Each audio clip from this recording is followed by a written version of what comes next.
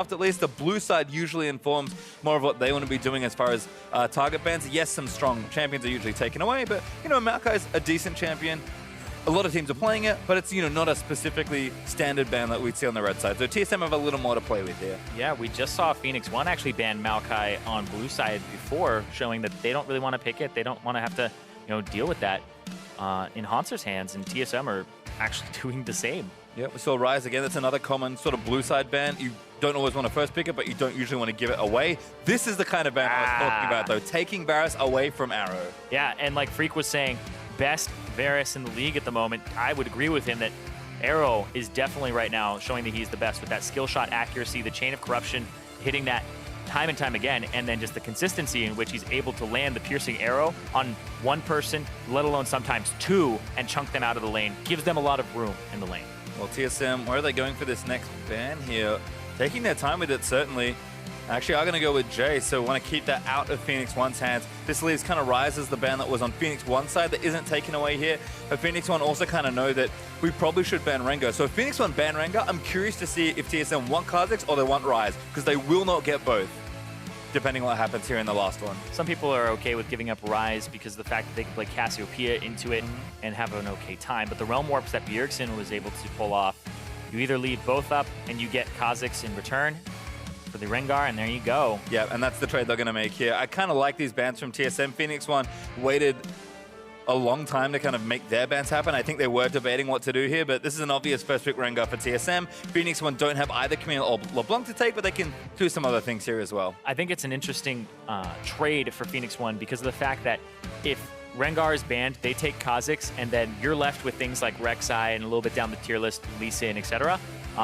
So what Phoenix1 are saying is, you know, we at least want a jungler that Inori can hard carry on, build damage, where Lee Sin, he'll build tanky halfway through his build, right? Rek'Sai is pretty much tanky from the get-go. Yeah, and Phoenix1 kind of knowing this might look to take the jungler third pick here in this phase. Jhin and Corki will be the lock-ins for Phoenix1, so another blind pick. Corki for Ryu.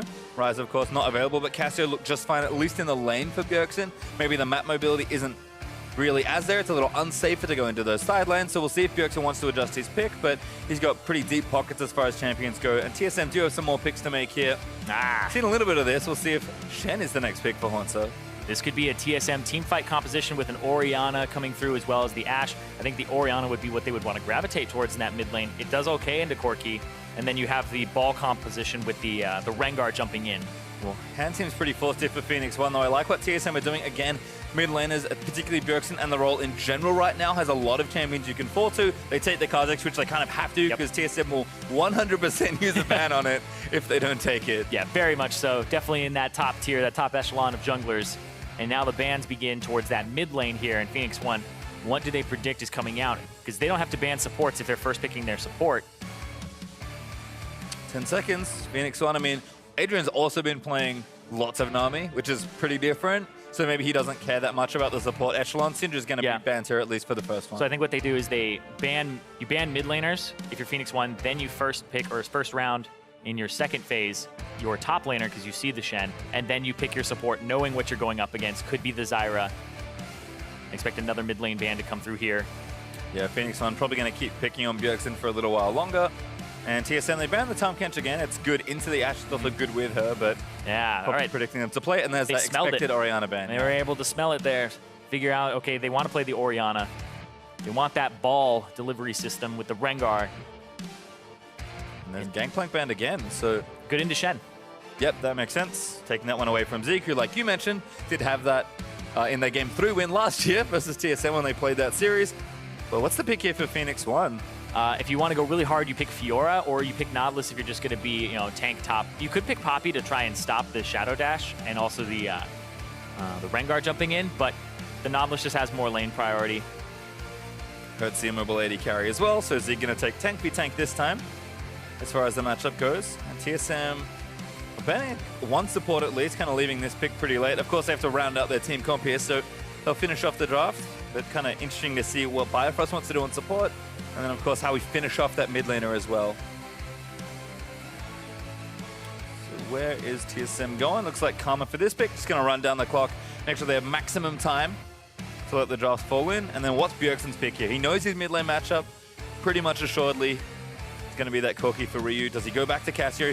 Like you said, he probably wanted Orianna, but it's not going to get it. So I think Cassio would be great here. You have movement speed increase. Oh, okay. So double teleport. So what TSM are saying is you guys actually outroamed us, outpressured us, had more 1-3-1 pressure. So now TSM are saying we're going to have the Shen split push with the 2 globals. We're going to have the Rengar go between the 2 lanes. We're going to have the Ashe for picking. And we're going to have another teleport for Bjergsen in the mid lane. And the Assassin definitely is something you don't want to 1v1 in that bottom side of the map or on the top side. And I think it explains the support pick as well. More defensive, more mobility-oriented instead of teamfight-oriented. Yeah, because when we say 1-3-1, that 3 has to have some type of disengage to get away if a larger number of enemies actually come in on them. So the Karma with the Mantra and the Shield, able to get everybody away, speed them up as they try to run out. Yeah, and Zyra, the last pick for Phoenix1, so they okay.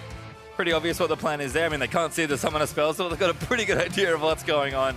And Adrian will take the team fight support Zyra this time. So kind of interesting. We're going to see an even more polarizing clash of styles. Last game, pretty similar comps for both teams, and it played out in a similar way for a while. TSM going to over-index on map mobility and macro play. This time on P1, the response sort of has to be to out-team fight them now. So we're going to get to see something we've seen for quite a while, pretty much through the history of League of Legends, is one team wants to split push, the other team wants to force as many fights as possible because they expect to have a map advantage at almost every time. Yep, and almost everybody on the team from Phoenix1, almost every champion there can pick or force a team fight to begin with an ability that catches somebody out. So when you're 1-3-1ing, getting caught is a big problem, but they do have the Shen to back that up and the Ashe arrow that's global. So you do have to actually be worried.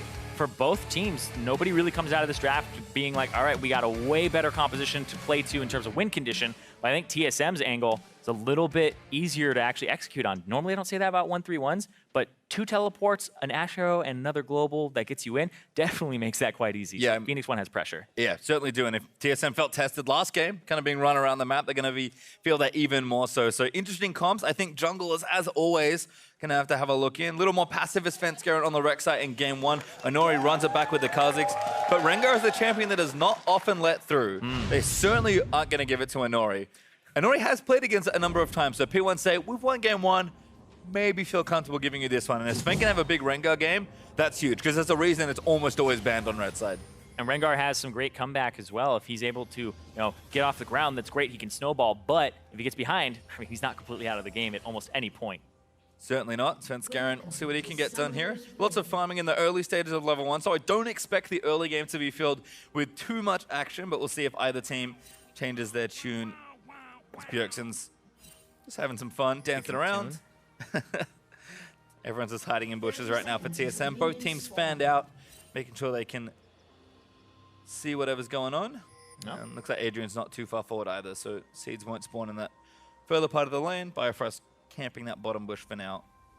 Sven and Inori got into a scuffle last game. Looks like they'll just chill out this time. Yeah, I mean, if you get into a scuffle against a Rengar who can just constantly gap close on you as you're running away, it feels bad. So he'd be able to charge up the Q quite quickly, especially since now when Rengar gets an auto attack or a leap on somebody and he has 0 ferocity, he actually gains a stack for free. See what happens with the lane matchup in mid lane, but we'll get to that in a second. Biofrost getting hit. Tried to step on a seed. Adrian's going to make him pay.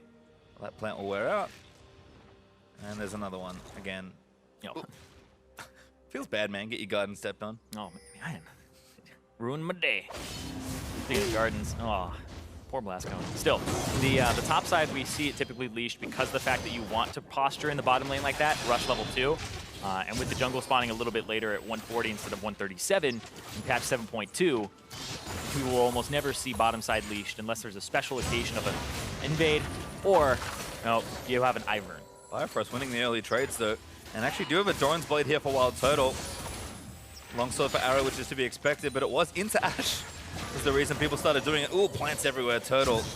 Maybe not thinking those would both be in range, but he actually ate a Thunderlord's proc and the plant damage there. So early trading was interesting last game. Arrow and Adrian certainly seem to have the lane advantage. We'll see if that continues now that TSM bottom lane has, pretty stable, pretty safe and strong bottom lane for themselves. And stable, it has that ability to just shove, but trade very heavily. They do have more potions for Arrow, and this is kind of the debate between the Longsword 3 potion and the Doran's Blade 1 potion. Is if you have access to the minion wave, then Doran's Blade could be better because you don't make anything of lifesteal if you're zoned off, but with supports like Zyra that have the range to just zone you off of the minion wave, then 3 potions is usually what people want to go for, because the fact they don't actually have to have control of the wave.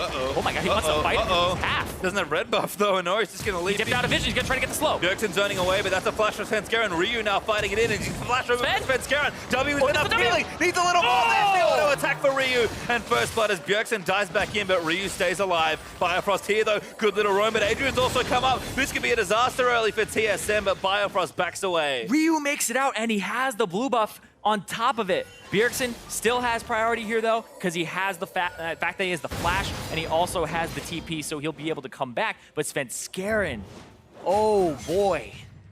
Didn't have a red buff and wanted to fight for Scuttle. And that's the thing, he didn't have red buff. So now Inori knows, hey, he didn't do bottom side of the jungle. We're gonna go here. Biofrost snap up, no good flashes. Turtle now the target. Inori just lets it rip. Yep, just trying to get damage on him. Knows he doesn't have those 3 potions. Gonna have to pop that one, and there isn't a Nami to sustain here. Look at that though.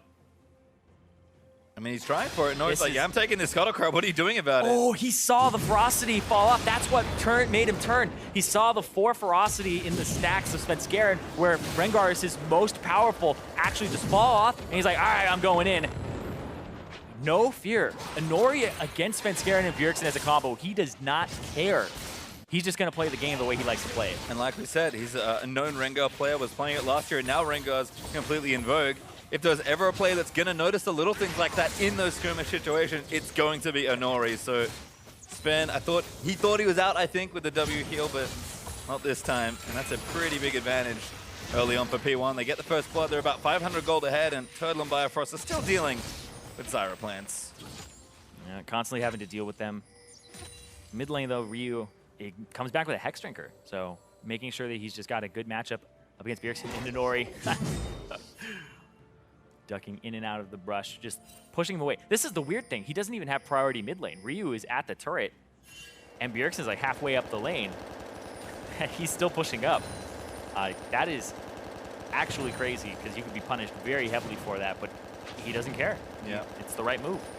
Well, not quite level 6 yet. Bjergsen will be a lot harder to catch once he does have his ultimate ready. But it's been landing nicely. A little bit of a CS lead there. Couldn't quite turn around the exchange that happened. So instead, again, Bjergsen going to play safe, use the Ekko Q to farm up wherever he can, and looks like Toto went back for a Warhammer, interestingly. Yeah, Essence Reaver, yeah. Which then begs the question of why wasn't the longsword start, but he does just want to sustain off of the minion wave. Svenskeren top, though, actually didn't. Hauntzer could make it happen. Red buff's in, going to leap forward, flash from Zig. Yeah, Svenskeren, normally if you're in combat and you can use your ferocity and you use your Q, even if you don't hit anything, it'll generate a stack. It looked like he was just either trying to close the gap or use the cooldown there to try and get a ferocity stack, but it didn't work out for him there because he was out of combat. But he does get the flash out of the top laner. Level 6 for both these mid laners as well. Inori looking around. It looks like he just wants to steal away the jungle, so we'll try and take the Raptor camp away from Svenskeren, who we just saw in that top lane. Smart stuff again from Inori. Taking a lot of damage here from these Raptors, but kind of knows that his mid lane is there to protect him just in case. Leaves one up. What a jerk. Maybe 2. All right. And leaves him up, so that's only 20 gold to pick up. Very low experience. And that means he also doesn't really plan to re-jungle that quadrant later. Doesn't have the jungle dominance just yet, especially against a Rengar. It becomes risky, so it's an opportunistic instead of one that he plans to repeat. Level 3 Zyra, though, sneaking into the red buff. Gets a control ward down. That was quite a journey from Adrian, but does manage to slip in there. Good control ward, little trio from P1, controlling that right-hand side. In the meantime, Bjergsen still pushing in. Has himself a nice little landing CS lead, but Ryu not too bothered, just going to take what he can. Huh? TSM going to need to collapse for a play, perhaps, although they have evened up the gold for now. Yeah. 4 people kind of gathered around mid lane. WildTurtle's going to go back down bottom. He's actually by himself right now. So let's play it safe. It looks like it might be a tri-brush ward that they want to get out here. They find the control ward. So everybody just kind of runs mid, provides some wards.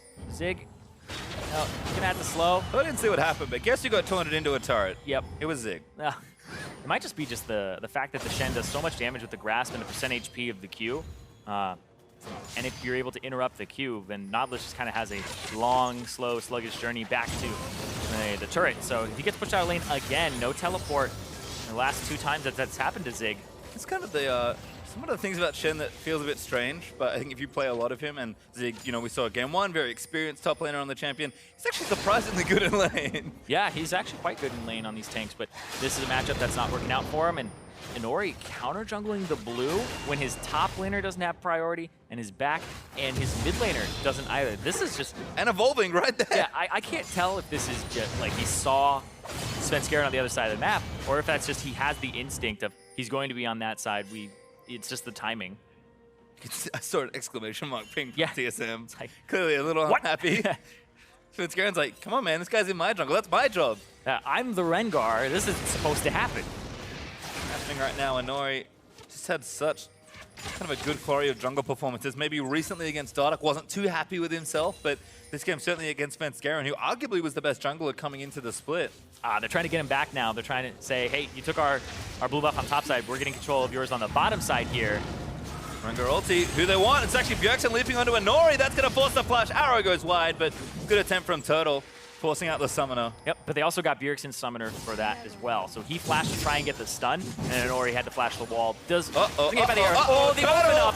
Snared again, they need to block the shots. He'll gonna get burnt. Ryu's coming from the other side though. They're actually flanking Turtle. Inori. Bjergsen needs to cover for his teammates. Last bullet lands on a Biofrost. Turtle forced to flash. Svenskeren still there. Inori leaps in, but it's just more poke from P1. So close to taking out Turtle there. Almost gets him. But now they have to back, and that's their blue buff. I believe it's still safe. It's still up, and they'll be able to hand that to Ryu. Nice little play there from P1. TSM overreach for the pick, knowing that it's secured on the buff, and instead don't quite lose anyone, but won't counter jungle the blue. Ryu gonna get it at pretty much 0 mana. Yep. Oh, dive possibly coming in top here. Zig, no mana, barely any HP. Gives it up. Wave wasn't pushed up. Yep, wave wasn't pushed up, you're right. But this is good from Bjergsen. We kind of expected him to be more roam heavy on the Ekko and try and influence the other lanes. His lane matchup is just fine. Ekko doesn't really win that many matchups 1v1, but if he can get lane priority, push out, and then influence other areas of the map, Bjergsen thinks maybe that's the best way to push our team to a win this game. Yeah, and the last time that Bjergsen had actually played the Ekko in competitive play was summer of 2015. So it's been a long time since he's actually touched that champion and played it in this setting. Oh, it's like riding a bike, though. You get right back on. He's definitely practiced on this as well.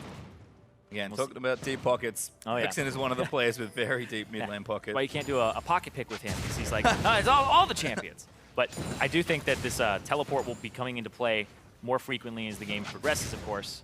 He hasn't really used it for gigantic trades with Ryu, and then teleporting back to lane just to get a good buy. He's just kind of holding on to it. I think sort of reinforcing the amount of map mobility and presence he wants to show. In the meantime, Hauntzer getting his lanes pushed in, but Shen does last it well in the turret, and kind of troublesome for Zig because he's falling pretty far behind in CS. He's actually 25, approaching 30 CS behind right now. Yeah, and he's looks like he's like roaming mid to just get some vision down. And I talked about like the pick versus the Poppy for the Nautilus. Having the Nautilus instead of it means that he has priority in the lane, and another catch on the WildTurtle. But yeah, he has priority in the lane because of his wave clear. So the Shen, every time we look up there and Zig is getting chunked out, it's from Shen's part of the map onward. He's just getting pushed under turret, but Shen is actually picking up those CS. So good on Hauntzer there, whereas Zig struggling a little bit in that lane to actually finish off those minions. Plants don't give it away. Biofrost sweeps. Gonna step, he doesn't want to step over them. Oh no, he got gold though, so yep. All right, Svenskeren gets mad, kills the plants. Wild Animal ravages Adrian's beautiful garden. Caught in top lane. Hauntzer still winning his trades with Zig. Zig gonna try and make it back happen. Caster creep's doing work. Inori coming up as well. And maybe looking for a dive, actually. It would be hard to dive the Shen. I agree. But it would especially with a teleport Ekko. Exactly. I would say it's easier to do than dive pretty much anybody else on this map, though. If you dive the Ekko, he snaps back. The Shen uses the ultimate. But Inori going for the invade has jungle item completed, Hunter's Potion. Doesn't have the boots that the Rengar does, so this is actually quite risky that Inori's here. TP from Bjergsen.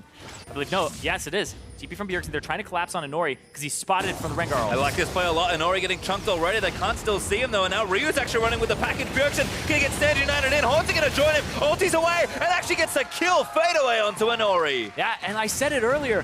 What is Inori doing? He's invading when they don't have priority in their lanes, and when they don't have the proper positioning either. Like, before, it was risky, and I was like, is that right or not? And now that's definitely wrong. He's definitely being a little bit too greedy.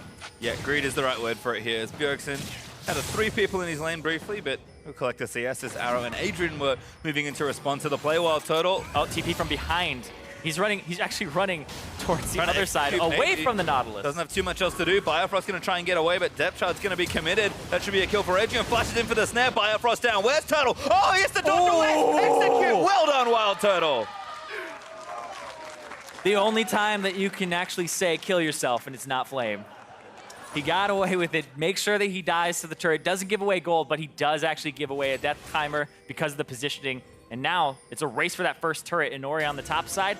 Can't really protect this Zig on the bottom. Rengar will come up and try to assist in the turret taking here. I think P1 does actually have momentum. They are a little bit ahead. Should win the race here. 3 versus 1 or 2. Numbers advantage looking good. So first turret is going to go over. Arrow. Yep, commits for the last auto. And they'll share some gold. This top turret will be traded, though. It's actually not very unhealthy. Yeah, it will go down, though. It'll take a little bit longer, but it will go down. And that's the thing, is the option for P1 would be to continue pushing. Ryu, though. Ooh. That was a proto belt there from Bjergsen, so a prime position for an all-in. Inori looking to cover his mid laner, though, and Bjergsen kind of knowing all that. Just going to play back safe. Couldn't land the stun, so he doesn't go all in for that kill. And there's that top turret we expected. So equal in turrets. P1 will go up slightly in gold as a result, but 400 gold is not really too much. Yep. Oh, Inori goes over. He's actually going to see Svenskeren here. And hello, level 9. He's definitely happy to fight I don't want this. Svenskeren going to flash away. Blast code. Oh! He clay pigeoned him. He got him in the air. With the claws. Inori now going to look to counter jungle with a blue buff again.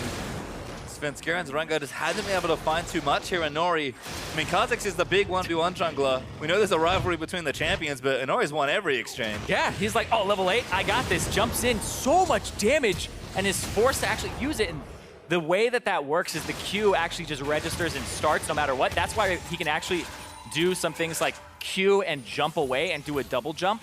There's some double jump mechanics with Kha'Zix with like really experienced players in one tricks where you can start the Q as you're jumping away, he'll turn around, end it, and then he can leap again because it resets. It's pretty sick. Again, auto attacks, unless you move out of vision, are going to complete. So Inori gets the fadeaway blast cone. It's kind of like a dunk, actually. It's that, the taste of fear, it's the Q. Yeah. That'll start like that. It's kind of coded that way, you're right. Svenskeren, not too much right now. In fact, Ryu and Bjergsen, as is now tradition, I suppose, moving down to their respective side lanes.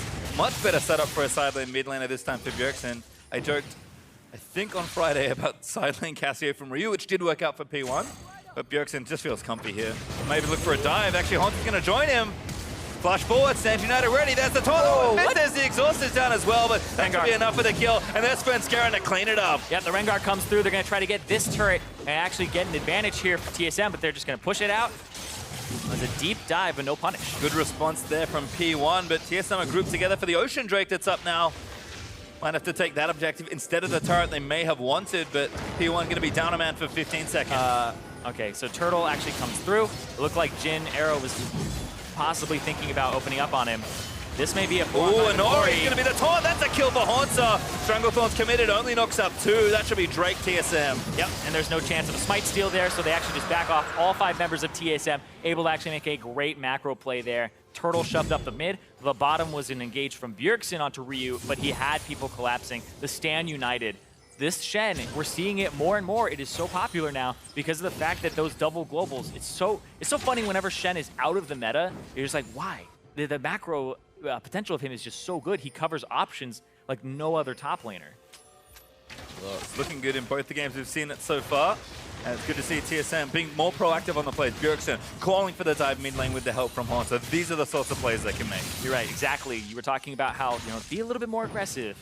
And that's what he does here. Pushes the wave up. Ryu already chunked to half because he had eaten the Time Winder previously. Now Bjergsen makes connection with the E. Flashes forward just to extend Hauntzer forward. And Ryu doesn't have anything left there. Svenskeren secures the kill. Extra stab there. It's like, I mean, I actually think that's the right person to give it over to. Bjergsen already has a kill. He already has an advantage. We saw that he can destroy Ryu in a one-on-one. But you want to give it to the person who's been getting a little bit clobbered in his one-on-one matchup in the jungle. I think that the Rengar now a little bit more even with the Kha'Zix. And 2-on-1 might be okay, but Inori was in the lane briefly, and I said, I don't think you want to fight the level 12 Ekko. even as Kha'Zix, who's very good 1v1. So he gives that up. He's going to give the lane back to Ryu, but Ryu is behind in CS by about 20. And Bjergsen's actually going to extend that lead as he starts to push this wave towards the top tier 2 turret. So lane assignments seem good for TSM this time around. They've kind of got that tank v tank matchup that I think they missed last time around with Hauntzer not being able to get the lead on Jace. And that's going to cover Svenskeren. He's had a bit of a rough early game. But looking at that gold, pretty much even. So it's going to be once again about the map play. Very close game first 20 minutes, much like the first one. And Inori's just such a bold player when he plays, and we're seeing the hubris sometimes of his actions that it's hard to get a read on him. You're like, okay, what a jungler would do is they would do this. They would do this. Okay, he counter jungle that side. Now he will be on this side of the map. Inori doesn't actually abide by most junglers' rules. It's a little erratic and hard to predict where he's going to be. And the fact that TSM were able to catch him out was great when they were able to find him on the other side. But you can see he's up in levels right now. Might fight. Uh-oh, didn't go well. Svenskeren going to get chopped. Strangled on, not enough. Inori's blown up though. Bjergsen going all into the backline, but has to ulti back. Doesn't get over the wall, and now Zig's going to cut him off. Bjergsen Sven looking for Inori. Bjergsen still getting taken down, but Inori goes down to Sven on the flank. Hauntzer looks for the flash taunt, doesn't quite connect onto Arrow, but Sven has some rushes to start leaping forward, and Bjergsen resets up the W as Hauntzer is tanking all the damage. TSM, they only got 1 kill, but they'll take it. And Inori, he went back in for that. He actually could have just walked all the way away, but he was spotted by the Rengar ultimate, and it will crit you when he comes out of it. It'll also give him vision. Inori tried to outplay it. That would have been really interesting if he was able to do so. And we'll watch it again, because he has his ultimate up, he has a charge left, and what he tries to do is he tries to actually cloak himself afterwards. So you can be spotted even when you're invisible by the Rengar ultimate. What he does, if we do it in slow motion here, is he jumps in, he cloaks, but the crit still hits him. Remove vision, and then he's killed by the Q on the side. So the Q hits side, and it's an arc forward. And he got just clipped by it, just barely. And P1 blows a couple summoners, get themselves out again. Don't lose anything else there. Turret's actually staying the same, so only lost the kill, which is the minimum for P1. The TSM starting to play up, get that vision down, and play more aggressive. They know they've got the tools to initiate a fight and the pressure with the Shen in that side lane. So making stuff happen here in this game. It's funny. I said either outthink them or outfight them. They're kind of doing both with this draft. Yeah, they're doing both for sure. They have the ability to move around the map a little bit better. The double teleport and the multiple globals of TSM give them that map mobility. They're also outthinking them too. They're contesting their buffs when they're stronger. And Inori there, like I said, he's kind of erratic and no idea why he went back in. I mean, aggressively minded player, very strong-headed is Inori. Do it for the highlight reel. And that was kind of the play he talked about. Trying to outplay Rengar, gets himself killed instead, the only death in that fight. I mean, certainly calculated aggression. He is a good thinking player as well, but he will always favor the aggressive play rather than the defensive play. Yeah, he can be a hero, right? That's the thing about him is he's clutch, right? Inori is a clutch player. He can come up big, and sometimes you need them to open up the game for you to actually just allow your team to have the lead. Otherwise, you just sit on your hands. Inori's not the type of player that's down. Oh, Stranglethorn's not enough. Good little outplay there from the ulti by Ekko. Gets some healing out as well. Turret, though, will stay up for Phoenix1. Hauntzer, though, working on a bit of extra gold advantage. Dancing around the turret, but it goes down somehow. Yeah, the Tiamat helps him clear out those waves, and then the fact that he has both globals up, Zig doesn't have a single one. This is the worst situation to be in as a top laner versus Shen, because Shen just keeps pushing bottom, and then now you have to push up, and this bait could be from TSM, where if they have Svenskeren ulti, could be a backline threat here, and they're going to engage. Zig, stun follows as well, and now Svenskeren's looking for a squishy. Who does he want? Eats a Jhin trap at Zig. He's going to get caught down and killed. Sven still looking, good snare from Adrian, nice follow-up from Arrow. But TSM, they make the play. That's exactly what I was talking about. Like, this is a bait because Zig, because he doesn't have globals, he has to force something as a 5-man unit, or else Hauntzer goes to your tier 2, and he claims your tier 2 terrain. You at least got the Stand United out of him. Now he has the TP still, so now he can go back to split pushing, he can go back to doing what he just did. And Zig will be able to match him though, and hold on. Good flash Sven. Didn't get tagged by anything else, so Snare not connecting there for Jhin. TSM might have to give up this outer turret, so P1 looking to stay around longer. It's aggressive, but it could give them a trade. Yeah, Ocean Drake also coming up in 5 seconds here, so this will give them priority on Ocean. They're already there. Kha'Zix with the Q involved, and the fact that he'll be able to reset it quite quickly. Don't have vision, unfortunately. They might actually look for something, but I forgot they had 2 teleports. Bjergsen actually has his as well, but it looks like with I think when you have the lead, you're okay with giving up that Ocean Drake. It's just an Ocean Drake. It's not going to allow them to like sneak a Baron faster with a mountain or anything like that. you aren't really too worried about regen because you're a dive comp, not a poke comp. So TSM are okay with giving that up. Yep, and they do. P1 will take it. That's actually their second Drake of the game, but Mountain will be the next one on the table, so both teams probably looking with eyes wide open at that one. Lichbane finished for Bjergsen as well, so that damage is going to increase. WildTurtle getting jumped on by Ryu. Biofrost going to protect him. Arrow is good. Fast bullet there. Coming in. Biofrost gets sniped. And Turtle still trying to fight Ryu, but Adrian's going to flash forward. Turtle gets himself out. Now Sven going to turn it around. Protoba pump. Adrian is in trouble. Hauntzer coming down, gets the kill. Bjergsen exits with the ulti. Sven goes down. And now Hauntzer trying to tank it up. Zig joins in as well, committed the teleport to continue the play. Ryu is so low, he can't really rejoin the fight. Hauntzer's just gonna, ooh, nice dodge from Zig there.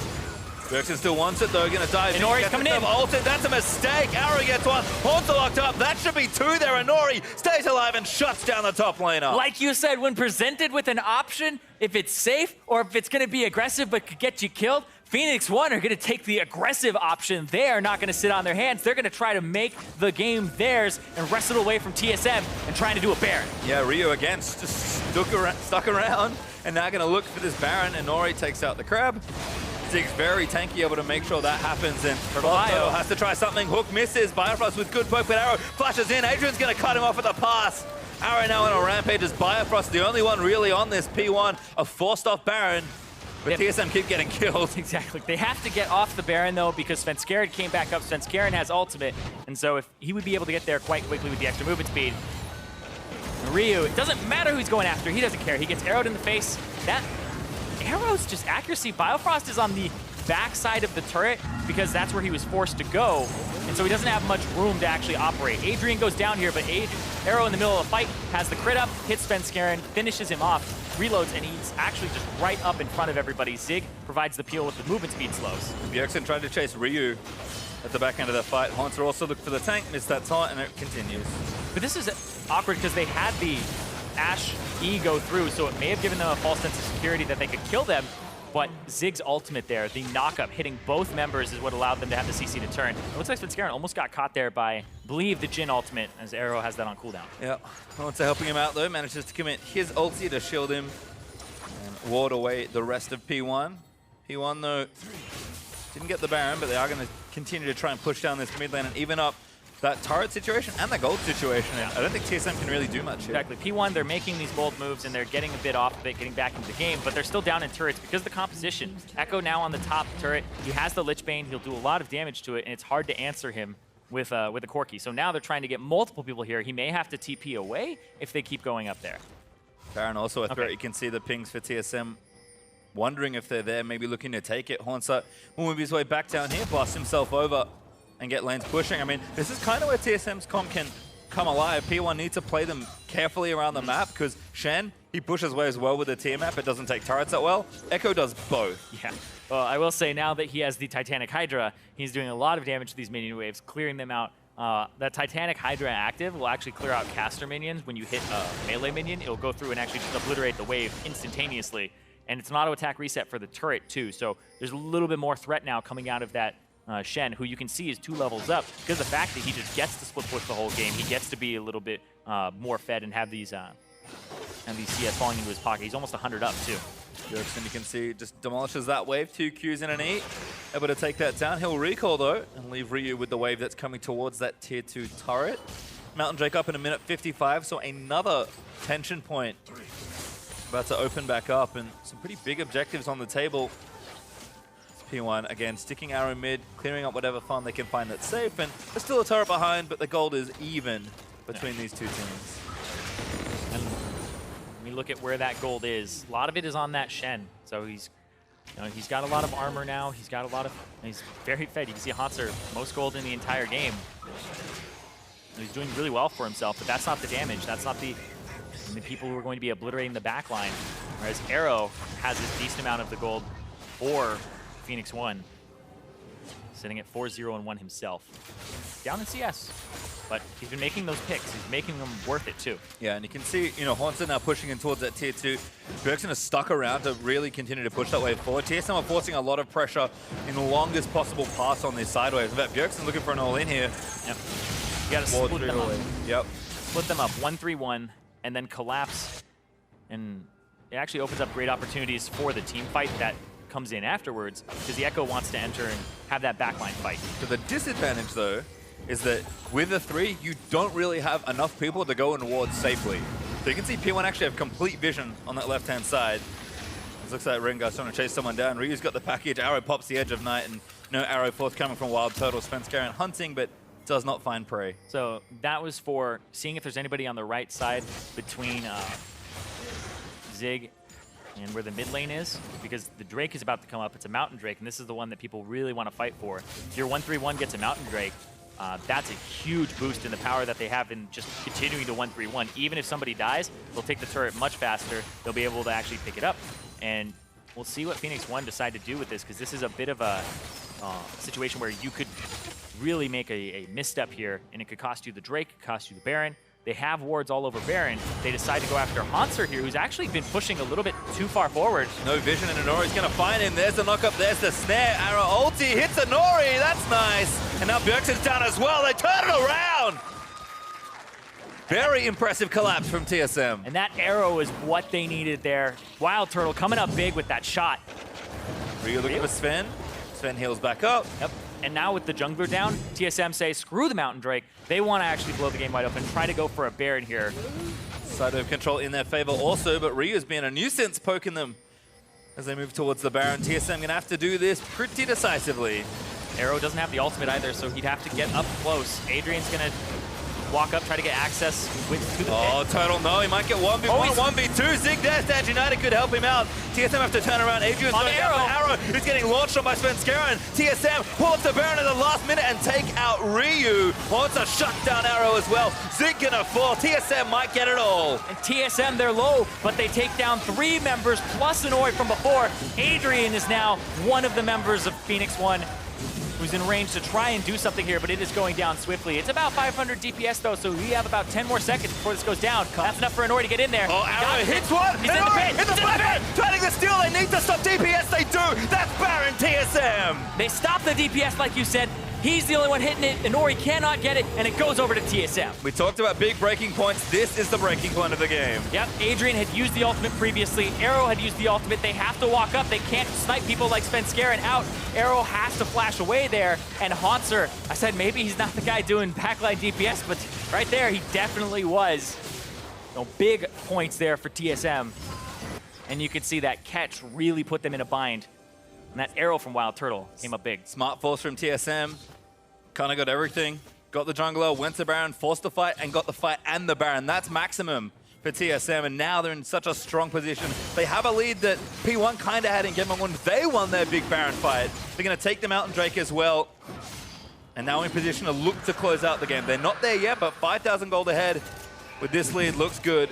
As Arrow just 2 shots and that's it. Yeah. Knows the pick wasn't coming. A bit of a frustration ultimate there as well. Looking for something, because you can see the timer on the top side, bottom side. 1-3-1, best composition to have with the Baron buff, because even if you lose 2 members, you still have people on the flanks. You still have people on the sides getting you turrets, which will ultimately open up the game, push the enemy back, gives you gold, etc.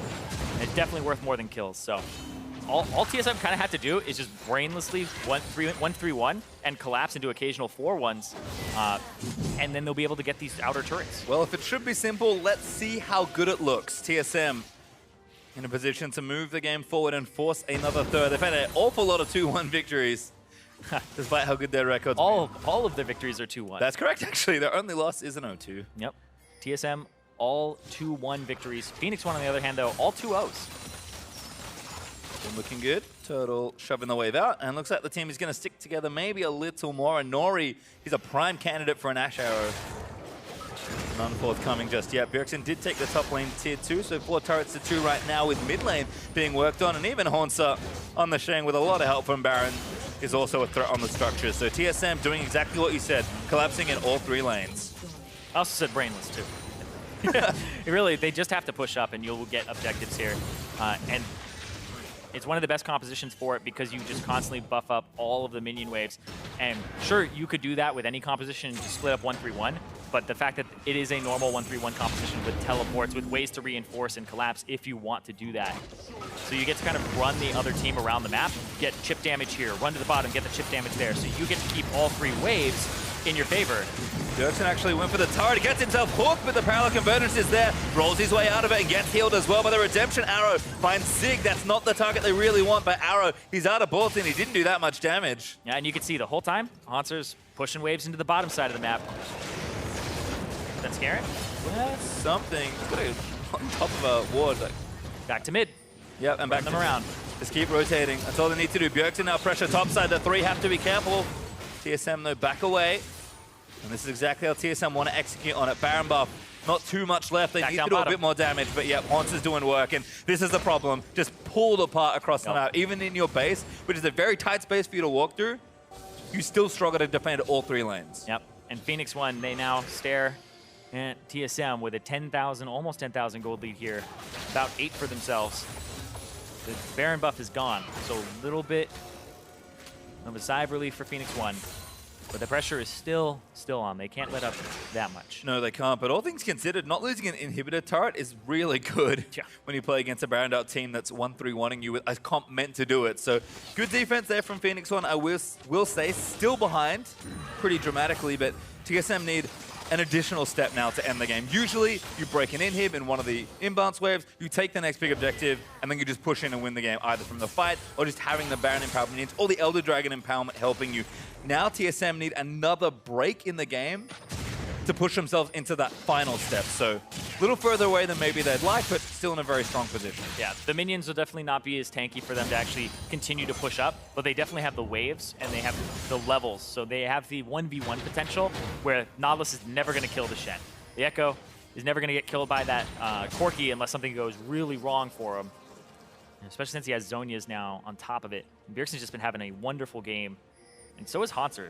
Like this reminds me a lot of like the way that Cloud9 have been playing recently with Impact having 100 CS leads and split pushing, and Jensen in the mid lane also being on Assassins, diving in, and being able to split the enemy team apart. It's one of the best ways to play League of Legends right now. We talk about poke comps with Corki and Varus.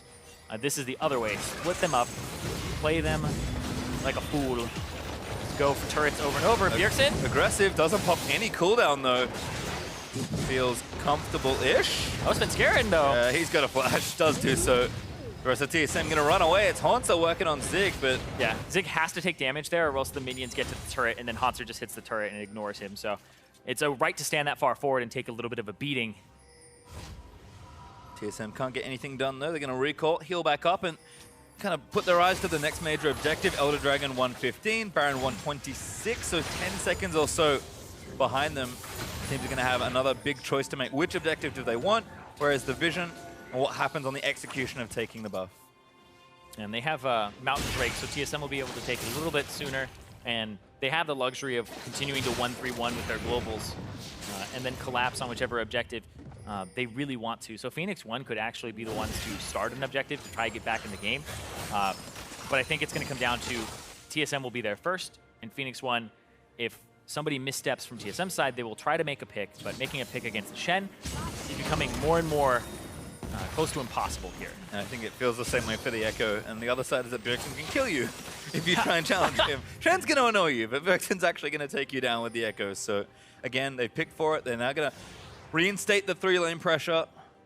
They've got vision around the Baron. They're going to get a little bit around the Elder Dragon just to not get caught off guard, and Ryu's going to have to go answer. Top side, Hauntzer is already doing work versus Zig, getting that wave pushing. And again, TSM kind of need one thing to go right here. Whether it's a big fight against the objective, a pick that lets them push into a base, or simply a turret take, TSM don't need much more. Yeah, TSM, they'll have priority here on the Elder Dragon. Ryu top lane, trying to shove it out so he doesn't have to worry about that wave. And it may just be a Baron for Elder Dragon trade, but there's a 5-second difference in these timers here. And you can see TSM, how quickly will they get out of this hit and try to fight, because that could be the make or break moment. Svenskeren pops the ultimate. He's going to try to rush in here. The DPS, does Phoenix1 have it? Kind of caught Zig here, and they do have the DPS, but the arrow finds Adrian. Big amount of damage, but P1 took the Baron. They need to get out, but Bjergsen, he's arrived. Adrian is dead. And now Svenskeren's hunting onto Arrow. Brushes there. The exhaust is down. Going to turn it on as Ryu does good damage there to the Rengar. Inori going to get out scot-free as well. Oh no, Bjergsen committed his teleport. P1 are caught at all angles. Inori going to be chased down here. Biofrost going to help out. Arrow in the brush. Do they dare to check it? He's going to make it back with the empowered recall. It's a bit of madness here. It's Biofrost and Bjergsen try and chase down Zig, but Ryu's there to defend. Maybe more. Didn't quite hit it there. They don't have anybody flanking. Hauntzer blocks for his teammates. WildTurtle in the mid lane pushing up, and Inori's trying to get that top lane. Yeah, 1-3-1 this. He just keeps pushing up. Inori pushing. I mean, everybody else on TSM was just past him, so he's like, this is my escape route, is to push. This is how he lives. Doesn't keep going though, because he knows TSM are looking to break open the base. They may have Baron, but P1 could lose more here. Bjergsen back in. Actually, just break that mid in here, but now they're going to look for the fight. Hauntzer finds it onto Zig. Svenskeren getting chunked though, and actually the ulti's down onto him. Bjergsen pulled there as well. Hauntzer goes in, but arrow goes down to Sven. Now Bjerg popping that, has the ultimate, has to use it there, but it's not quite enough damage. Can he zip out of this so one? Close. Not sure he can. The last Q's enough. Ryu with the missile actually finishes it off.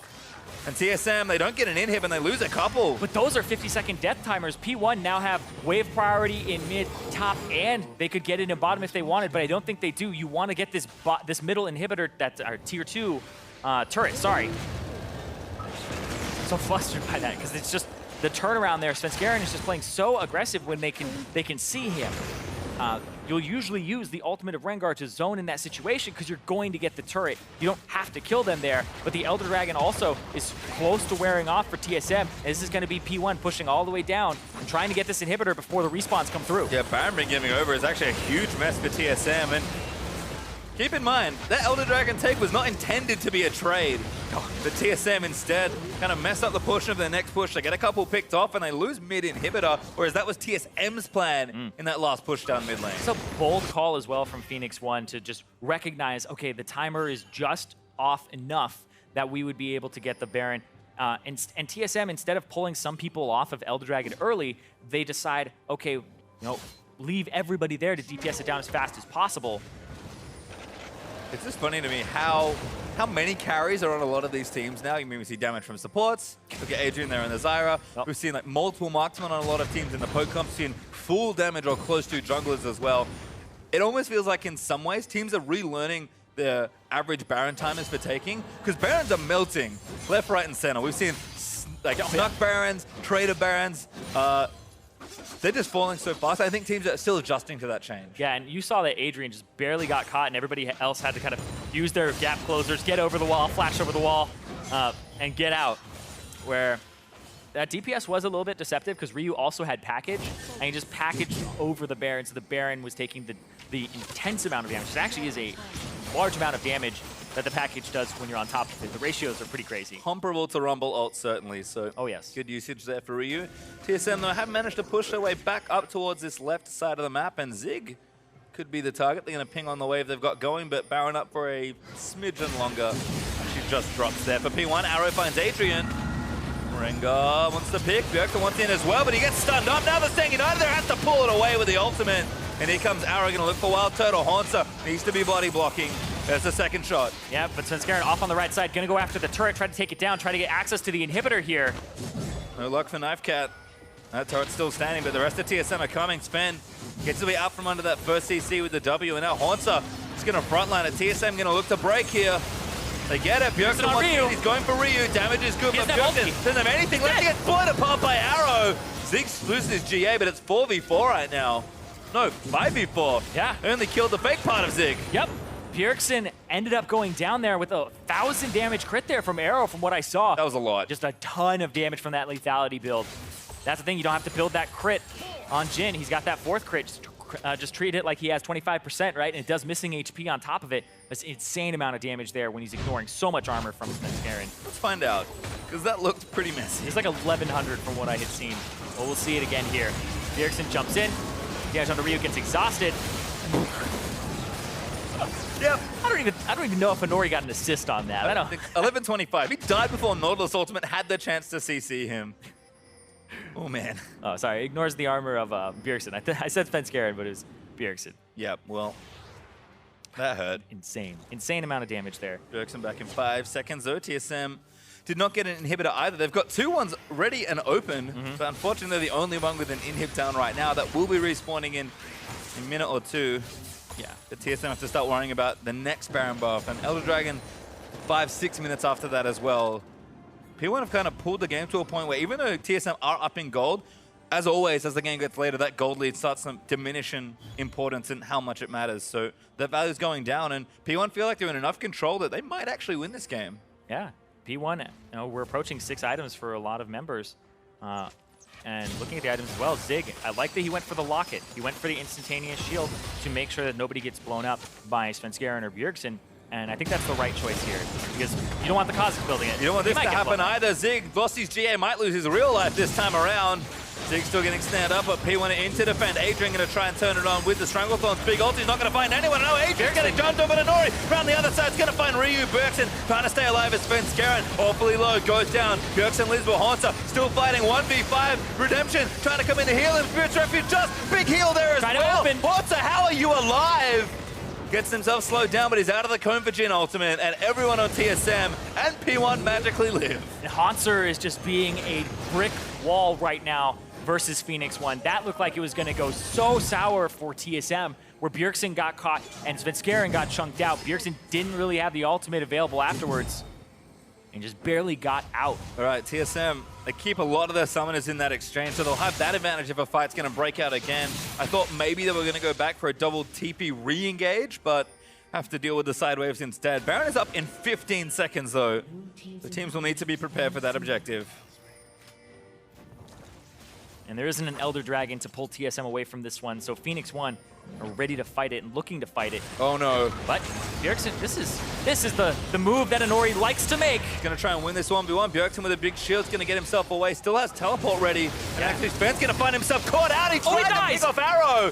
But Arrow just does too much damage. And Turtle is caught. Zig, I say that in air quotes, as Biofrost absolutely caught by the rest of P1. Bjergsen needs to make a big TP play. Hauntzer is trying to fend them off for as long as possible. Bjerg, where does he go? He joins his team for the Baron. Yeah, he doesn't have a good TP ward.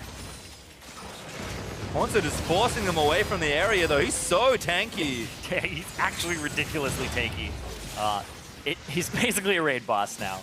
But P1, they're not panicking too hard. Svenskeren's dead for 30 seconds, so realistically, they're not going to be able to take the objective. Baron is alive, and TSM might set up vision for it, but they have to wait a while for Sven to come back. So P1 pull away, defend their waves that are pushing in. It's just top lane for now, as Inori wanted to be a hero once again. Yep.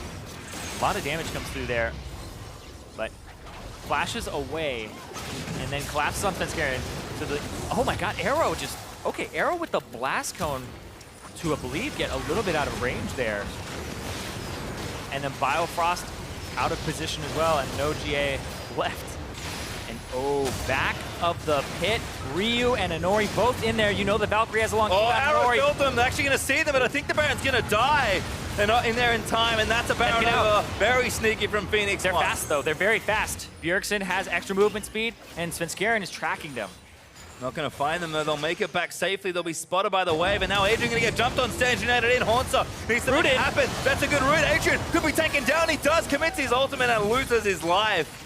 Hauntzer and the rest of TSM can now push in for some turrets of their own. Yeah, and inhibitors. This will be that last inhibitor turret, and all 3 inhibs are now exposed. There's Rock Portal up, but also access to that. Trying to just take it down and trying to get out. Redemption, good heal. TSM get 1. They've got an opportunity if they can find another fight to maybe win the game, but that would be so risky. Yeah, but Elder Dragon up in 40 seconds. If you're TSM, hey, we got top inhib.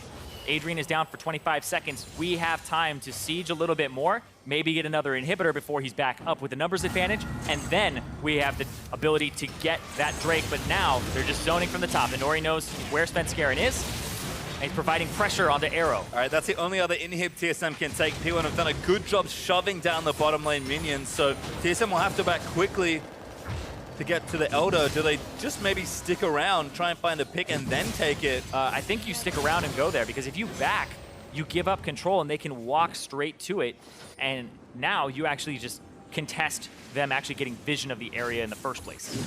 It's getting risky for TSM, though. Hauntzer doesn't have teleport, at least. He doesn't even have ulti right now, so he can't join if he wants to go back. And TSM are kind of scattered around the objective area. Bjergsen hit the B button. That's not the right one. Yeah, this is where TSM, you just sit around for a bit, and you wait for those minion waves to crash into the base. You get mid-priority, play to the left side of Elder Dragon. Zrot Portal top is actually providing a bit of pressure on that wave so it doesn't completely collapse, and that's going to be P1 starting up. Are they going to go 50-50? They might. Sven's tracking Inori, so they know the flank's not there. But Sven is also on the bottom side, so he's looking for possibly Arrow here. That backline access, trying to deliver! Hauntzer going in, they're walking back. Arrow lands in. Sven looking for Bjergsen, dives in on the team fight, and Adrian is getting torn apart by Turtle. Hauntzer still living for so long as Bjergsen trying to take out the carries. Adrian finally falls down. Hauntzer's going to lose his GA, but Bjergsen needs to kill the carries. Arrow firing away as Sven slays Inori. TSM up in the team fight, looking to chase it down. Hauntzer flash on onto Ryu's going to take him down. The double for Sven. The wipe is there. P1 going to fall to TSM. And a hard-fought game between both of them, but TSM are going to come up big in that last fight, and they're going to end the game. Showed a little more gusto in the last few moments. TSM said, no, we are not going to make this safe play. We're going to make a bit more of an aggressive one, and it pays off big. P1 had to do something about the Elder Dragon, and now they're going to lose it all. They're actually going to dive in, try and finish off the ace, but Nexus turrets are melting, and TSM, one more time, going to force a third game, this time versus Phoenix1. And the last time that they played against each other, that was a 3-game series. And TSM, they want revenge. They want to be able to bring it back. Crazy game. Fun series so far. P1 looked real clean, closing that out after that one big moment. A little harder this time around. TSM, I like the adaptation in draft, picking that really pure 1-3-1 comp, but also having some teamfight elements. They did need to do more than just a split push. We said that they were one step away, and P1 fought well to push them further and further back to the game where it was almost a coin flip. But TSM, they stayed calm, they played the map well, and when the moment came to find the big fight, they clutched it out. Yeah, I think Shen was a big part of the entire composition of TSM. If you're looking at anything in this series, it's whoever gets Shen. You have a lot more priority in your lanes. You win most of those tank matchups. And even in the time that he was played against Jace, he just has more global pressure. So these teams looking at Shen and what's going to happen in the pick ban phase with that champion, because it is quite annoying. And we saw it wasn't just global pressure there as well. He was able to just dive the back line, deal a lot of damage, and I think Hauntzer played that incredibly well all throughout. He did, and it's so funny to look at tank players and be like, oh, they're playing really well, because it seems like your job is so simple. And in some ways it is, but you need to be, be disrupting the right targets, landing CC when it matters, and it sounds dumb, but it is a skill to absorb damage. I actually thought if you look at that very last team fight, that Zig was playing the best he could in that situation with the Nautilus. Bjergsen actually phase dove onto Ryu, and he turns, hooks him, makes sure that he's taking care of everybody on the front line of the enemy team, but also peeling for his Corki and for his Jhin. And I think that's one, if you're a tank player, you go back and watch what Zig was doing there. Even if he loses the fight, I think he's doing the right thing. Certainly good-looking game for both the top laners, but for more on how TSM fought to bring this match to a game number 3, we're going to pass it over to Dash and Mark Z. Thank you very much, gentlemen. TSM extending it here to a third game. Fun fact right off the bat here, TSM has always gone to 3 games so far this split. So very different, stark contrast to last split where they were super dominant. They had the 1-0-2 to start their season off against C9, but since then, all 2 That's ones. a good point. That's a good point. But yeah, I mean, starting off with the draft, I liked P1's idea of going with leaving the Rengar up. We saw that TSM had that strategy versus Team Liquid where they got the Rengar, or they banned out a ton of stuff, so they ended up with a Rengar. And honestly, Sven has never looked super impressive on it.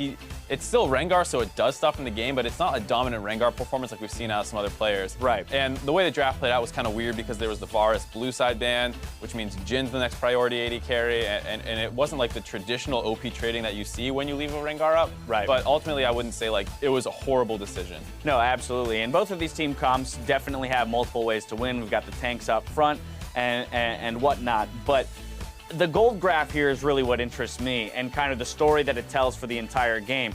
TSM, if you look here, being blue, obviously, they have a small gold leads leading up to this 20-minute mark, built entirely out of CS differentials across all 3 lanes. Right, I mean, if you look, especially Hauntzer in particular on your screen now, he had like a 50 CS lead. There's about a 21 mid and a 20 CS in the bot lane. So all over the map, TSM is clearly superior laners at least, and they're able to get a lot of advantages, but they don't quite convert well. Right. And we've seen this in multiple series. It was similar against TL, and that's why it feels like they always go to 3 games, is because when they do get small mid-game leads, they're really bad at expanding it to larger leads, unless they get a game-breaking fight. Yeah, I mean, right there, I mean, that's insane right there. 46, 31, 20. That's, you know, you're 100 CS across the board You tell me those are the CS differentials, I think this game's a blowout. I'm like, what happened? Someone got dove, they're like dead, but it was just laning. entertaining. Right, but yet on that gold graph, we saw that the goal differential itself was honestly not that big. Of course, there was a small spike for P1 around this 23-minute mark. They pick up a 3-for-1 here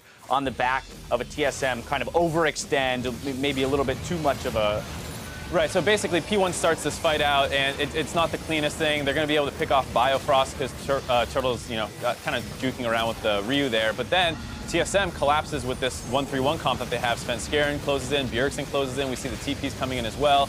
And it looks like that this is going to be a decent fight for them. They're getting people low. Unfortunately, Hauntzer misses the taunt there. Ryu's almost dead. Inori's super low. And instead of, knowing exactly what to do in the situation, they just say, well, let's keep fighting. Let's keep chasing into it. And P1, they're great team fighters. I think they might be one of the best team fighting teams in the league right now. And you see this turn perfectly executed onto Bjergsen. They get him. They follow up on the Hauntzer. And off the back of this, it looks like, P1's back in the game. They might have control. Poor Bjergsen was the target of the force shot by Jhin on multiple occasions, zeroing him out with some pretty big crits there. But once again, back to this goal graph. Let's look at it because we see a big spike here around that 23-minute mark. Exactly what we were talking about. A Baron off the back end of that from Phoenix1. They get right back into the game around that 23 to 25-minute mark, and yet the game swings one more time into TSM's favor, picking up a couple more Barons before they close it out. Phoenix1 on your screens here talking about their third game and strategies leading up to it. 48 minutes into the game, though. Let's take a look at this final fight here for TSM around the Elder Dragon. Right, and this is kind of how you expect the fight to start. Kind of the submarine Rengar delivers the Shen on top, but ultimately Ryu is able to get out in arrows as well, and then from there, it's really about the fact that Bjergsen does a great job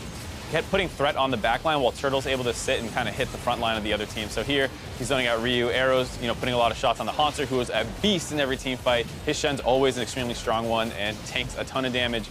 And then, like I said, with the combination of their front line out-tanking P1's front line, they're able to win this fight. Right, it's one of those situations where Bjergsen on Ekko was such a threat as a frontliner, right? Yeah, he was Him Zanya's and the Shen able to dive in, and that's really what it was. And Inori on the Kha'Zix did get killed on his attempt to kind of, to flank the team, and had that gone differently, maybe it swings in P1's favor. Ultimately, though, we're moving to Game 3, and player of the game, the guy whose back it came off of here was Hauntzer on that Shen. He won that matchup. We already saw those CS differentials at 20, 46 CSD at 20. That's insane. Yeah, I mean, it's a tank versus tank matchup. Honestly, you have the push advantage with the Nautilus early, so if anything, it's usually kind of a little the other way. You can say the trades go in Shen's favor, but it's not like you should be smashing lane, and he was smashing lane, so that was very impressive. And then the way he played out team fights was great. A couple missed taunts here and there, but that tends to happen, and he was always tanking a ton of damage, always threatening P1 somehow their space so that they couldn't walk up when they wanted to. Yep. Great overall game. By the end of the game, he had Flame Horizoned at one point. He was 3 levels up